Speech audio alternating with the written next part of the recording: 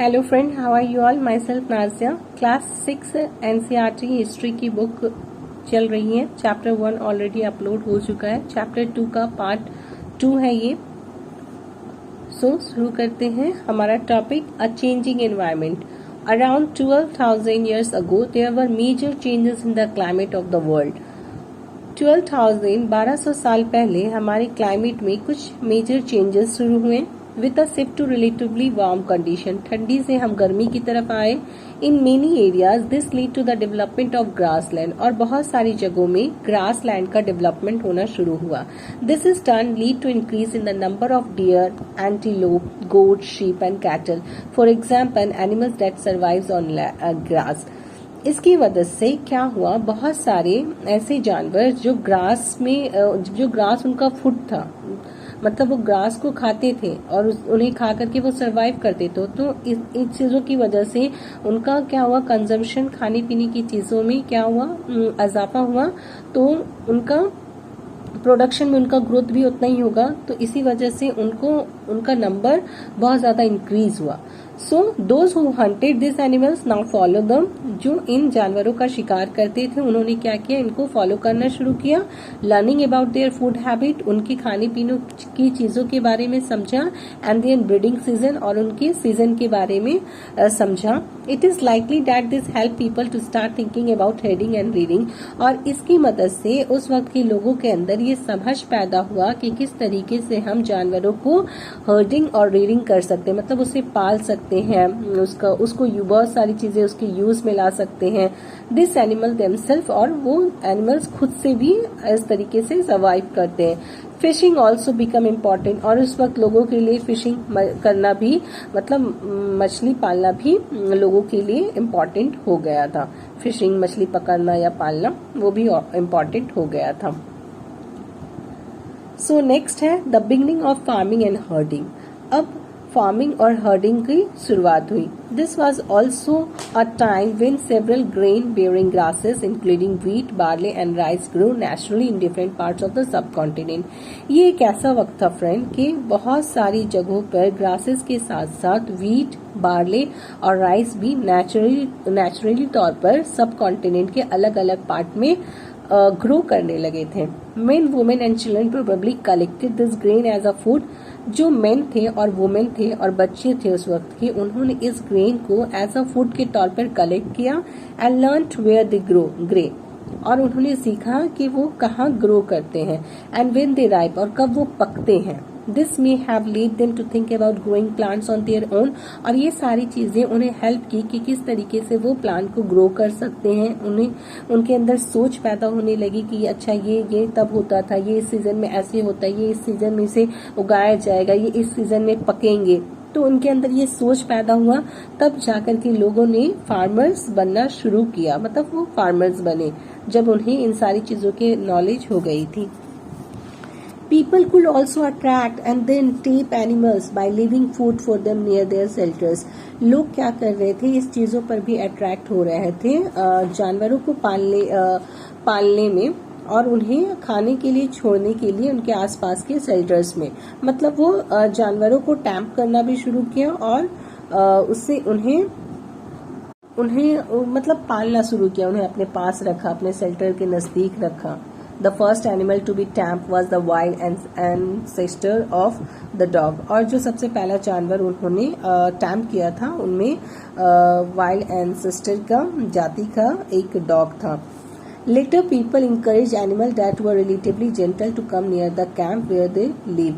उसके बाद पीपल ने ऐसे जानवरों को रखना शुरू किया जो उनके पास में आकर के रहना शुरू किया। मतलब देखिए, ऐसे जानवर को तो नहीं पाल सकेंगे ना वो रख करके जो उनको हार्म फैलाए, मतलब उनको हार्म करे। जैसे कि जंगली जानवरों को अगर वो पालना शुरू करेंगे वो तो उन्हें ही नुकसान पहुंचाएंगे। तो इन्होंने जाना, पालतू जानवरों के बारे में जाना कि कैसे वो किन जानवरों को रख सकते हैं, किन जानवरों से उन्हें खतरा है या किन जानवरों से उन्हें खतरा नहीं है। तो उन्होंने डोमेस्टिक जेंटल एनिमल्स को रखना, पालना, और फिर उनसे बहुत सारी चीजें इस्तेमाल करना उन्होंने जाना। दिस एनिमल, और इन सब एनिमल्स में sheep, goat, cattle, and also the pig lived in herds and most of them ate grasses, और ये सारे जानवरों को उन्होंने पालना शुरू किया और ये सारे जानवर जो थे ग्रास खाते थे. Often people protected this animals, और उसके बाद लोगों ने इन्हें प्रोटेक्ट करना शुरू किया, जंगली जानवरों से इन्हें बचाना शुरू किया. This is how they become herders, और इस तरीके से ये हर्डर्स और फार्मर्स बने. आई होप फ्रेंड कि आपको क्लियर होता होगा. Can you think of any reason why the dog was perhaps the first animals to be tame? क्या आप सोच सकते हैं क्यों सबसे पहले डॉग एनिमल को सबसे पहले टैम किया गया? ये आप सोचें, ये आपका काम है फ्रेंड. Next, domestication. डोमेस्टिकेशन एक ऐसा प्रोसेस है जिसमें लोगों ने प्लांट्स, जिस वक्त लोगों ने प्लांट्स को ग्रो करना, उन्हें देखना और एनिमल्स वगैरह को देखना रखना पालना शुरू किया था. प्लांट्स एनिमल्स जिन्हें टेंड किया जाता था लोगों के जरिए डिफरेंट होते थे वो वाइल्ड प्लांट्स एंड एनिमल्स से. This is because people select plants and animals for domestication, because कि वो ऐसे प्लांट्स और एनिमल्स को अपने पास रखते थे या उनके पालन करते थे जिसे वो डोमेस्टिकेशन कर सके. For example they select those plants and animals that are not prone to disease, मतलब वो ऐसे पेड़ पौधे उगाते थे या ऐसे जानवरों को रखते थे जो जैसे जो प्लांट्स उन्हें हार्म ना पहुंचाए, मतलब वो जो ऐसे प्लांट्स जो जहरीले ना हो, ठीक है, और ऐसे जानवर जो उन्हें कुछ डिजीज या बीमारी ना हो उनसे. तो इस तरीके का वो डोमेस्टिकेशन करना शुरू हुआ. They also select plant that yield large size grain, और वो ऐसे प्लांट्स को सेलेक्ट करते थे जिनके ग्रेन बड़े होते थे, उनके स्टॉक स्ट्रांग होंगे, जो उनकी टहनी होगी वो स्ट्रांग होंगी और वो वेट को गेन करने पर पके हुए फल को अच्छे से कैरी कर सकते हैं. तो वो इस तरीके के प्लांट को सिलेक्ट करते थे और प्रिजर्व करते थे. और ऐसे भी प्लांट्स को पाए जाते थे जिनके शीट्स को दोबारा से रीग्रेन किया जाए और वो सेम क्वालिटी का उनको वो प्रोडक्शन मिले.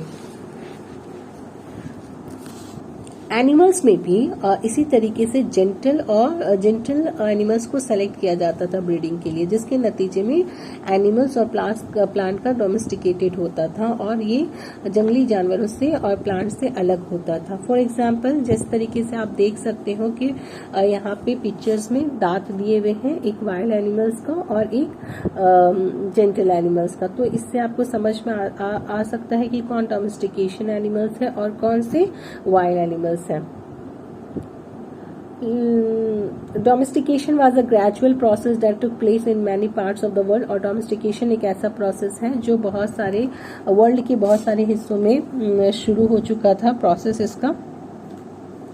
It began about 12,000 years ago, और इसकी शुरुआत 1200 साल पहले हो चुकी थी. विजुअली all the plant and animal produce that we use as a food today is a result of domestication. और आज के वक्त में जो भी प्लांट्स और एनिमल्स होते हैं जो प्रोडक्शन देते हैं उसे हम एज अ फूड के तौर पे यूज करते हैं, जिसके नतीजे में डोमेस्टिकेशन का शुरुआत हो चुका था. Some of the earliest plants to be domesticated were wheat and barley, और कुछ ऐसे प्लांट्स जो पहले डोमेस्टिकेटेड किए गए थे उनमें व्हीट और बार्ले हैं. और अर्लीस्ट डोमेस्टिकेटेड एनिमल्स में और सबसे पहले ऐसे जो जानवर जिनको डोमेस्टिकेटेड किया गया था उनमें शीप एंड गोट है, मतलब भेड़ और बकरियां हैं. नेक्स्ट है a new way of life. If you plant a seed you will notice that it takes some time to grow. अगर आप एक बीज को के प्लांट को मतलब एक बीज बोते हो तो आप नोटिस करोगे कि इसे कुछ वक्त लगता है बड़े होने में. इसे कुछ दिन भी लग सकता है, कुछ हफ्ते भी लग सकता है और कुछ महीने या फिर साल भी लग सकता है. सो जब लोगों ने प्लांट्स को ग्रो करना शुरू किया, इसका मतलब ये हुआ कि लोग एक जगह रहना भी शुरू कर दिए होंगे. लंबे वक्त तक उन्होंने स्टे करके रहना शुरू किया होगा ताकि वो प्लांट्स को देख सकें, उन्हें वाटर प्रोवाइड कर सके और बहुत सारे एनिमल्स और बर्ड्स को वो ड्राइविंग कर सके. और वो प्लांट्स को उस वक्त रहते होंगे उस जगह पे स्टे जब तक वो प्लांट्स जो हो या जो भी वो चीज़ प्रोडक्शन कर रहे हैं वो राइप ना हो जाए, है ना. And then the grain had to be use carefully, और तब जा करके वो इन ग्रेन को बहुत अच्छे से यूज करते थे. और जब ये जो ग्रेन होते थे वो स्टोर हो जाते थे फूड के तौर पे भी और शीट के तौर पे भी, तो लोगों ने इसे स्टोर करना शुरू किया। उनके अंदर सोच आया कि वो इसे स्टोर करें। तो बहुत सारे एरिया में लोगों ने क्या किया, एक बड़े बड़े क्ले पॉट्स बनाना शुरू किया, वो बास्केट बनाना किया, गड्ढे खोदना शुरू किया जमीन के अंदर, ताकि वो चीजों को स्टोर करके रख सके। Do you think Hunter gathers will have made and use pot? क्या आप सोच सकते हैं? आप ये बताइए कमेंट में कि क्या हंटर और गैदर्स सोच सकते थे कि वो कभी will have made and use pots, क्या आप कभी बर्तन बनाएंगे और इसका इस्तेमाल करेंगे? आप इसका रीजन आंसर करें मुझे कमेंट बॉक्स में। आज के लिए फ्रेंड इतना ही। Hope you will like all the videos. If you like, please do like, share and subscribe. Thank you.